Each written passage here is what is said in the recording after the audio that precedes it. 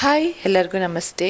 ಇವತ್ತಿನ special pizza ತುಂಬಾ ಸುಲಭವಾದ ರೀತಿಯಲ್ಲಿ ಮನೆಯಲ್ಲಿ ಪಿಜ್ಜಾ ಮಾಡೋದು ಹೇಗಂತ ನೋಡೋಣ. ಮೊದಲನೇದಾಗಿ ಪಿಜ್ಜಾ ಬೇಸಿಗೆ ಹಿಟ್ಟನ್ನ ರೆಡಿ ಮಾಡಿ ಇಟ್ಕೊಳ್ಳೋಣ. ನಾನಿಲ್ಲಿ 300 ಗ್ರಾಮ್ ಅಷ್ಟು ಗೋಧಿ ಹಸಿ ತಗೊಂಡಿದ್ದೀನಿ. ರುಚಿಗೆ ತಕ್ಕಷ್ಟು ಉಪ್ಪು ಹಾಕ್ತಾ ಇದ್ದೀನಿ. 1/4 ಟೇಬಲ್ ಸ್ಪೂನ್ ಅಷ್ಟು baking soda, 1 table spoon sugar.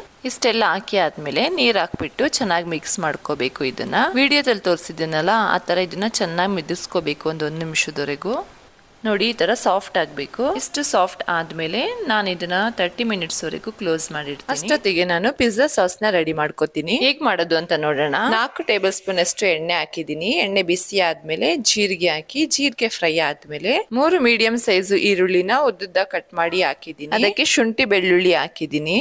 ಅದೆರಡನ್ನ mix ಮಾಡಿ ಆಮೇಲೆ ರುಚಿಗೆ ತಕ್ಕಷ್ಟು ಉಪ್ಪು ಹಾಕೋತಾ ಇದ್ದೀನಿ. 5 ಗೋಡಂಬಿ ಇಷ್ಟೆಲ್ಲ ಹಾಕಿ ಈರುಳ್ಳಿ ಲೈಟ್ ಆಗಿ ಬ್ರೌನಿಶ್ ಕಲರ್ ಆಗೋವರೆಗೂ ಫ್ರೈ ಮಾಡ್ಕೋಬೇಕು. ಇದಕ್ಕೆ 2 ದಪ್ಪು ಟೊಮೊಟೊನ ಕಟ್ ಮಾಡಿ ಹಾಕ್ತಾ ಇದ್ದೀನಿ. ಆಮೇಲೆ ಇದಕ್ಕೆ ಸ್ವಲ್ಪ ನೀರ್ನ ಆಡ್ ಮಾಡಿ ಲಿಡ್ ಕ್ಲೋಸ್ ಮಾಡಿ 10 ಮಿನಿಟ್ಸ್ ವರೆಗೂ ಬೇಯಕ್ ಬಿಡ್ಬೇಕು. ಇಷ್ಟ ಆದ್ಮೇಲೆ ಇದನ್ನ ಆರಕ್ ಬಿಡ್ಬೇಕು. 15 ಮಿನಿಟ್ಸ್ ಎಲ್ಲ ಆರುತ್ತೆ. ಆರಾದಾದ್ಮೇಲೆ ಇದನ್ನೊಂದು ಮಿಕ್ಸಿ ಜಾರಿಗೆ ಹಾಕಿ ಫುಲ್ ಪೇಸ್ಟ್ ತರ ಆಗೋವರೆಗೂ ಗ್ರೈಂಡ್ ಮಾಡ್ಕೋಬೇಕು. ನೆಕ್ಸ್ಟ್ ಒಂದು ಪಾತ್ರೆ ತಗೊಂಡು ಅದಕ್ಕೆ 2 ಟೇಬಲ್ ಸ್ಪೂನ್ ಅಷ್ಟು ಎಣ್ಣೆ ಹಾಕಿ, ಎಣ್ಣೆ ಕಾಯ್ದಾದ್ಮೇಲೆ 1 ಟೇಬಲ್ ಸ್ಪೂನ್ ಅಷ್ಟು ಕಾಶ್ಮೀರಿ ಚಿಲ್ಲಿ ಪೌಡರ್ ಹಾಕಿ ಅದನ್ನ 30 ಸೆಕೆಂಡ್ ವರೆಗೂ ಫ್ರೈ ಮಾಡ್ಕೋಬೇಕು. ಅದಾದ್ಮೇಲೆ ನಾವು ಆಡ್ಸ್ಕೊಂಡಿದ್ವಲ್ಲ ಮಸಾಲ, ಅದನ್ನ ಇದಕ್ಕೆ ಹಾಕಿ ಸ್ವಲ್ಪ ನೀರು ಆಡ್ ಮಾಡಿ ಇದನ್ನ ಚೆನ್ನಾಗಿ ಫ್ರೈ ಮಾಡ್ಕೋಬೇಕು. ಲಿಡ್ ಏನು ಕ್ಲೋಸ್ ಮಾಡೋ ಅವಶ್ಯಕತೆ ಇಲ್ಲ. ಈ ತರ ಕೈ ಆಡಿಸ್ತಾನೆ ಇರಬೇಕು, ಇಲ್ಲ ಅಂದ್ರೆ ತಳ ಹಿಡ್ಕೊಬಿಡುತ್ತೆ. ನೆಕ್ಸ್ಟ್ ಇದಕ್ಕೆ 1 ಟೇಬಲ್ ಸ್ಪೂನ್ ಅಷ್ಟು ಸಕ್ಕರೆ ಸೇರಿಸ್ತಾ ಇದ್ದೀನಿ. ಸಕ್ಕರೆನ ಯಾವುದೇ ಕಾರಣಕ್ಕೂ ಮಿಸ್ ಮಾಡಬೇಡಿ, ಇಲ್ಲ ಅಂದ್ರೆ ಪಿಜ್ಜಾ ಸಾಸ್ ಟೇಸ್ಟ್ ಬರಲ್ಲ ನಿಮ್ಗೆ. ಮಸಾಲಾ ಸ್ಮೆಲ್ ಎಲ್ಲ ಹೋಗಿ ಈ ತರ ಒಂದು ಥಿಕ್ನೆಸ್ ಬರುತ್ತೆ. ಅಲ್ಲಿಗೆ ನಮ್ ಪಿಜ್ಜಾ ಸಾಸ್ ರೆಡಿ ಆಯ್ತು. ನೆಕ್ಸ್ಟ್ ಇಲ್ಲಿ ನಾವು ಮಯೋನಿಸ್ ರೆಡಿ ಮಾಡ್ಕೊಳ್ಳೋಣ. ಹೇಗ್ ಮಾಡೋದು ಅಂತ ನೋಡೋಣ.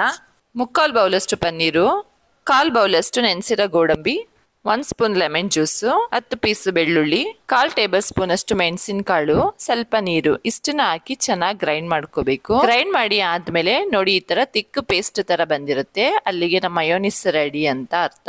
ಇಲ್ಲಿ ನಾನು ಪನ್ನೀರ್ನ ಚಿಕ್ಕದಾಗಿ ಪೀಸ್ ಮಾಡ್ಕೊಂಡು ರೆಡಿ ಮಾಡ್ಕೊಂಡಿದ್ವಲ್ಲ ಪಿಜ್ಜಾ ಸಾಸ್, ಅದನ್ನ ಹಾಕಿ ಮಿಕ್ಸ್ ಮಾಡ್ತಾ ಇದ್ದೀನಿ. ನೆಕ್ಸ್ಟ್ ನಾವಿಲ್ಲಿ ಪಿಜ್ಜಾ ಬೇಸ್ ನ ರೆಡಿ ಮಾಡ್ಕೊಳ್ಳೋಣ. ಆಗ್ಲೇ ಬ್ಯಾಟರ್ ಮಿಕ್ಸ್ ಮಾಡಿದ್ವಲ್ಲ, ನೋಡಿ ಎಷ್ಟು ಸಾಫ್ಟ್ ಆಗಿದೆ ಅಂತ. ನೆಕ್ಸ್ಟ್ ಇದನ್ನ ನಾವು ಒತ್ಕೋಬೇಕು. ಮಾಮೂಲಿ ಚಪಾತಿ ಹೇಗೆ ಒತ್ತುತ್ತೀರಾ ಅದೇ ತರ ಒತ್ಕೋಬೇಕು. ಆದ್ರೆ ಬೇಸ್ ಸ್ವಲ್ಪ ದಪ್ಪ ಇರಬೇಕು, ತುಂಬಾ ತೆಳುವಾದ್ರೆ ಚೆನ್ನಾಗಿರಲ್ಲ. ನೆಕ್ಸ್ಟ್ ಒಂದು ಫೋರ್ಕ್ ತಗೊಂಡು ಪಿಜ್ಜಾ ಬೇಸ್ ಮೇಲೆ ಎಲ್ಲಾ ಕಡೆ ಈ ತರ ಚುಚ್ಚಬೇಕು. ವಿಡಿಯೋದಲ್ಲಿ ಕಾಣಿಸ್ತಾ ಇದೆಲ್ಲ ಆ ತರ. ನೆಕ್ಸ್ಟ್ ಇಲ್ಲಿ ಚಪಾತಿ ಮಾಡೋ ತರನೇ ಇದನ್ನು ಸಹ ಬೇಯಿಸ್ಕೋಬೇಕು. ನೆಕ್ಸ್ಟ್ ನಾನಿಲ್ಲಿ ರೆಡಿ ಆಗಿರೋ ಪಿಜ್ಜಾ ಬೇಸ್ ಮೇಲೆ ಪಿಜ್ಜಾ ಸಾಸ್ ಹಚ್ತಾ ಇದ್ದೀನಿ. ನೋಡಿ ಈ ತರ ವಿಡಿಯೋದಲ್ಲಿ ಕಾಣಿಸ್ತಾ ಇದೆಯಲ್ಲ ಆ ತರ ಎಲ್ಲಾ ಕಡೆ ನೀಟಾಗಿ ಹಚ್ಕೋಬೇಕು. ಅದ್ರ ಮೇಲೆ ಮಯೋನಿಸ್ ಹಚ್ತಾ ಇದ್ದೀನಿ. ಮಯೋನಿಸ್ ಕೂಡ ಎಲ್ಲಾ ಕಡೆ ನೀಟಾಗಿ ಹಚ್ಬೇಕು. ಅದ್ರ ಮೇಲೆ ನಾನು ಕಟ್ ಮಾಡ್ಕೊಂಡಿರೋ ಟೊಮೊಟೊ, ಈರುಳ್ಳಿ, ಕ್ಯಾಪ್ಸಿಕಮ್ ಹಾಕ್ತಾ ಇದ್ದೀನಿ. ನೀವು ಬೇಕಾದ್ರೆ ನಿಮ್ಗೆ ಇಷ್ಟವಾದ ವೆಜಿಟೇಬಲ್ಸ್ ಎಲ್ಲ ಹಾಕೋಬಹುದು. ಅವಾಗ್ಲೇ ನಾನು ಪನ್ನೀರ್ ರೆಡಿ ಮಾಡಿ ಇಟ್ಕೊಂಡಿದ್ನಲ್ಲ ಅದನ್ನು ಕೂಡ ಇದ್ರ ಮೇಲೆ ಹಾಕ್ತಾ ಇದ್ದೀನಿ. ಅದ್ರ ಮೇಲೆ ಚೀಸ್ ನ ಹಾಕೋತಾ ಇದ್ದೀನಿ. ನೋಡಿ ಈ ತರ ರೆಡಿ ಆಗುತ್ತೆ. ಪಿಜ್ಜಾನ ಮೈಕ್ರೋ ಓವನ್ ಅಲ್ಲಿ ಹೇಗ್ ಮಾಡೋದು ಅಂತ ನೋಡೋಣ. ಮೊದಲನೇದಾಗಿ ಕನ್ವೆಕ್ಷನ್ ಮೋಡ್ ಅಲ್ಲಿ 180 ಡಿಗ್ರಿ ಟೆಂಪರೇಚರ್ ಸೆಟ್ ಮಾಡಿ ಟೈಮಿಂಗ್ ಸೆಟ್ ಮಾಡಬೇಕು. ನಾನಿಲ್ಲಿ 12 ಮಿನಿಟ್ಸ್ ಸೆಟ್ ಮಾಡ್ತಾ ಇದ್ದೀನಿ.